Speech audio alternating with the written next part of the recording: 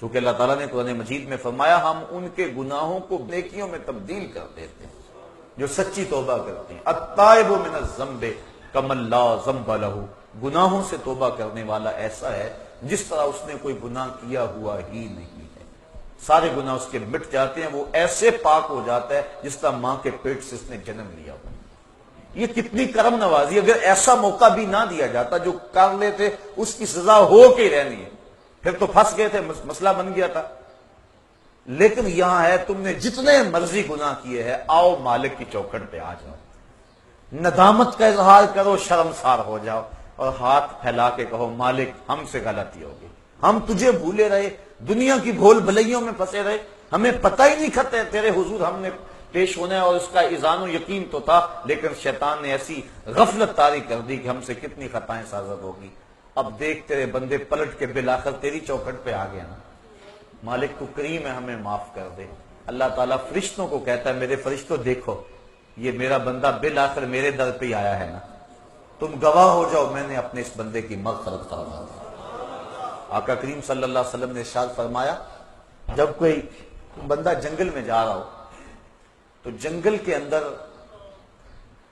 اس کا اونٹ گم ہو جائے جس کے اوپر اس کے کھانے کا سامان بھی تھا اور اس کے پینے کا پانی بھی تھا، اور وہ سو گیا، اونٹ گم ہو گیا، اب وہ اٹھا دائیں بائیں دیکھا اونٹ نہیں مل رہا، صحرا ہے، اب اس کا کھانا بھی وہی پانی بھی وہی اسی اونٹ پہ، اب وہ موت کا انتظار کرنے لگا تھک ہار کے، اور اچانک اس کی آنکھ لگ گئی۔ پھر جب اس کی آنکھ کھلی تو اونٹ جو ہے وہ اس کے پاس کھڑا تھا، تو وہ بڑا خوش ہوا اور کہنے لگا اے اللہ میں تیرا رب اور تو میرا بندہ، کہنا تو یہ تھا نا کہ میں تیرا بندہ اور تو میرا رب۔ تو اس نے جلدی میں اور اس قدر سے خوشی ہوئی کہ خوشی سے مغلوب ہو گیا اور اسے لفظ بھی یاد نہ رہے کہ میں کیا کہہ رہا ہوں، تو اس نے یہ کہہ دیا کہ اے میرے اللہ تو میرا بندہ اور میں تیرا رب، یعنی اس نے یہ خوشی سے کہا،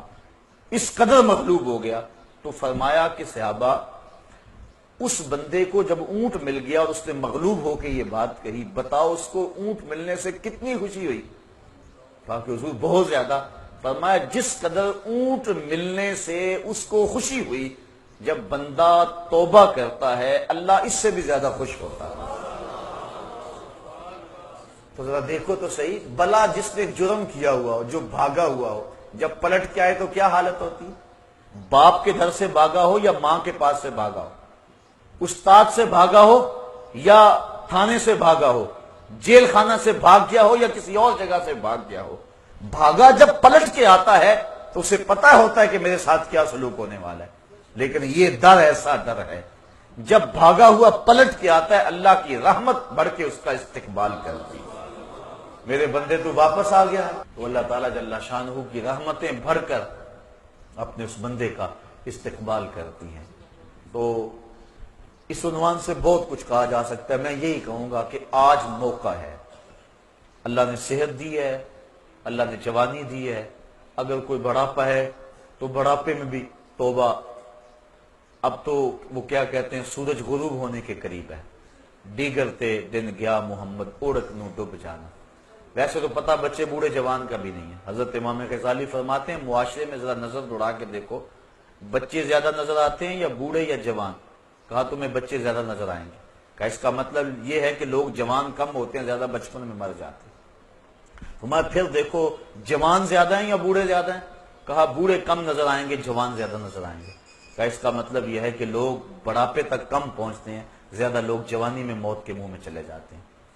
اور اگر کسی کو اللہ نے یہ مہلت دے دی کہ وہ بوڑھا ہو گیا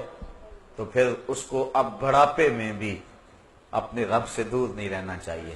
اور جوان کو جوانی کے لمحوں کو غنیمت سمجھنا چاہیے اور اپنے رب کی حضور رجوع لانا چاہیے، پچھلے گناہوں سے توبہ کرنا چاہیے، آخرت کا عقیدہ مضبوط سے مضبوط تر ہو اور اسے یقین ہو کہ میں نے اللہ کے حضور پیش ہونا ہے، اور یہ عقیدہ اور یہ اذعان و یقین اس کو آخرت کی سختیوں سے بچا سکتا ہے، اس کی زندگی میں انقلاب لا سکتا ہے۔ میں اور آپ تیزی کے ساتھ موت کی طرف بڑھ رہے ہیں۔ پوچھا گیا نا زندگی اور موت کے بارے میں کیا خیال ہے؟ عرض کی فجر کی نماز پڑھی ہے، پتہ نہیں ظہر پڑھیں گے یا کہ نہیں۔ کہا اتنی لمبی امیدیں لگائے بیٹھے ہو، کہا ظہر پڑھی ہے، پتہ نہیں عصر پڑھیں گے یا کہ نہیں۔ کہا طول عمل کی بات کہی، کہا اثر پڑی ہے پتہ نہیں مغرب پڑھ سکیں گے یا کہ نہیں، ایک نے بولا ایک رکعت پڑی ہے پتہ نہیں دوسری رکعتیں بھی پڑھیں گے کہ نہیں، فرمایا یہ سب کچھ تم کہتے ہو، میں تو یوں کہتا ہوں ایک طرف سلام پھیرا ہے پتہ نہیں دوسری طرف سلام بھی پھیر سکیں گے یا کہ نہیں۔ اور آپ دیکھتے ہیں کہ اچانک ایک بندہ موت کے منہ میں چلا جاتا ہے، ہم سمجھتے یار یہی تو بھی تھا تھوڑی دیر قبل۔